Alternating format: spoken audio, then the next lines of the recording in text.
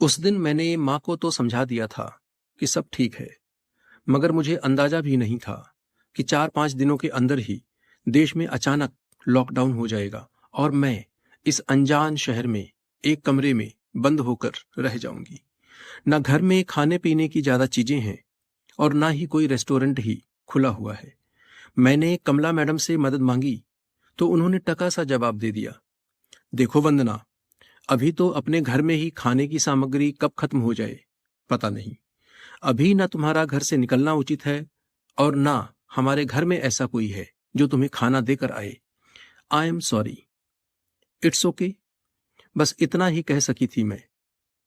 इसके बाद मैंने अभिषेक सर को फोन किया तो उन्होंने उस दिन तो खाना लाकर दे दिया, मगर साथ में अपना एक्सक्यूज भी रख दिया कि वंदना, अब रोज मैं खाना लेकर नहीं आ सकूंगा, मेरी बीवी भी तो सवाल करेगी ना।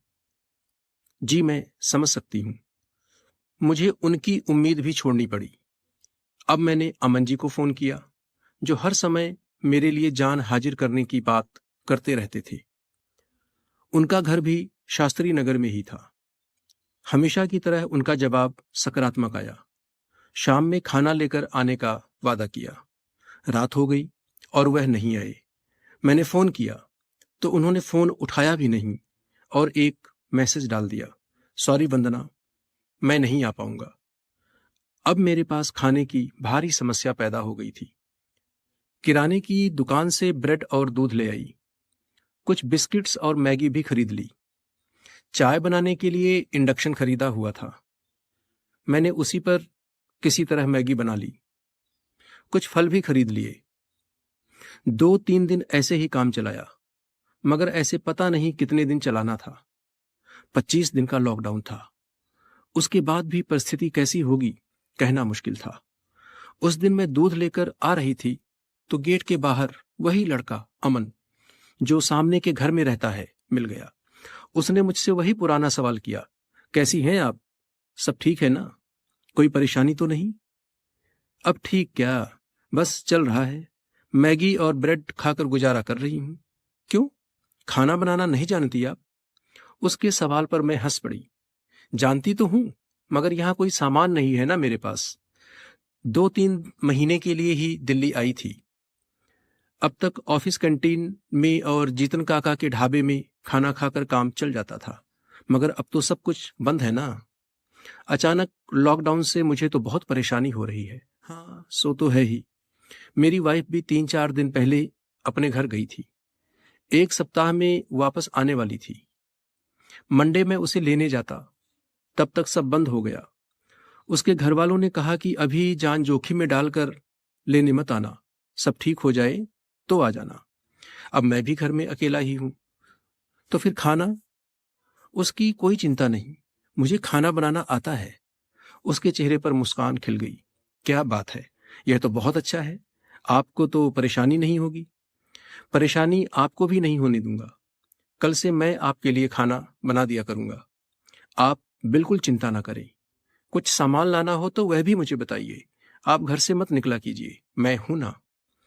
एक अनजान शख्स के मुंह से इतनी आत्मीयता भरी बातें सुनकर मुझे बहुत अच्छा लगा। थैंक यू सो मच, मैं इतना ही कहवाई। अगले दिन सुबह वह लड़का यानी अमर मेरे लिए नाश्ता लेकर आ गया। टेबल पर टिफिन बॉक्स छोड़कर वह चला गया था। नाश्ते में स्वादिष्ट पोहा खाकर मेरे चेहरे पर मुस्कान खिल गई। मैं दोपहर का इंतजार करने लगी। ठीक 1 बजे वह टिफिन लेकर आया। इस बार टिफिन में दाल, चावल, सब्जी और सलाद थी। मैं सोच रही थी कि किस मुंह से उसे शुक्रिया करूं। अनजान होकर भी वह मेरे लिए इतना कुछ कर रहा था। मैंने उसे रोक लिया और कुर्सी पर बैठने का इशारा किया। वह थोड़ा सकुचाते हुए बैठ गया। मैं बोल पड़ी, आई नो, एक अनजान अकेली लड़की के घर में ऐसे बैठना आपको अजीब लग रहा होगा, मगर मैं इस अजनबीपन को खत्म करना चाहती हूँ। आप अपने बारे में कुछ बताइए ना। मैं जानना चाहती हूँ उस शख्स के बारे में जो मेरी इतनी हेल्प कर रहा है। ऐसा कुछ नहीं वंदना जी, हम सबको एक दूसरे की सहायता करनी चाहिए। बड़े सहज तरीके से उसने जवाब दिया और फिर अपने बारे में बताने लगा। दरअसल मैं ज्यादा पढ़ा लिखा नहीं हूँ। नोएडा में मेरा घर है, स्कूल में हमेशा टॉप करता था, मगर घर के हालात ज्यादा अच्छे नहीं थे, सो इंटर के बाद ही मुझे नौकरी करनी पड़ी। करोल बाग में मेरा ऑफिस है। वाइफ भी नोएडा की ही है, बहुत अच्छी है, बहुत प्यार करती है मुझे। हम दोनों की शादी पिछले साल ही हुई थी। दिल्ली आए ज्यादा समय नहीं हुआ है। बहुत अच्छे। मैं भी दिल्ली में नहीं हूं। हमारे इस ऑफिस की एक ब्रांच जयपुर में भी है, वहीं काम करती थी मैं। यहां एक प्रोजेक्ट पर काम करने के लिए आई हुई हूं। अगर प्रमोशन मिल गया तो शायद हमेशा के लिए भी रहना पड़ जाए। अच्छा जी, अब आप खाना खाइए। देखिए मैंने ठीक बनाया है या नहीं। आप तो बहुत स्वादिष्ट खाना बनाते हैं, सुबह ही पता चल गया था, कहकर मैं हंस पड़ी। वह भी थोड़ा शर्माता हुआ मुस्कुराने लगा था। मैं खाती रही और वह बातें करता रहा। अब तो यह रोज का नियम बन गया था। वह 3 बार मेरे लिए खाना बनाकर लाता। मैं भी कभी कभी चाय बनाकर पिलाती। किसी भी चीज की जरूरत होती तो वह ला कर दे देता।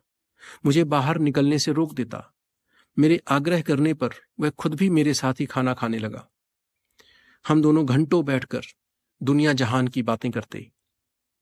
इस बीच मम्मी का जब भी फोन आता और वह चिंता करती तो मैं उन्हें समझा देती कि सब अच्छा है। मम्मी जब भी खाने की बात करती तो मैं उन्हें कह देती कि कमला मैडम मेरे लिए खाना बनाकर भेज देती हैं, कोई परेशानी की बात नहीं है। इधर अमर की वाइफ भी फोन करके उसका हालचाल पूछती। चिंता करती तो अमर कह देता कि वह ठीक है, अपने अकेलेपन को टीवी देखकर और एक्सरसाइज करके काट रहा है। हम दोनों घर वालों से कही गई बातें एक दूसरे को बताते और खूब हंसते। वाकई इतनी विकट स्थिति में अमर का साथ मुझे मजबूत बना रहा था। यही हाल अमर का भी था। इन 15-20 दिनों में हम एक दूसरे के काफी करीब आ चुके थे और फिर एक दिन हमारे बीच वह सब हो गया जो उचित नहीं था।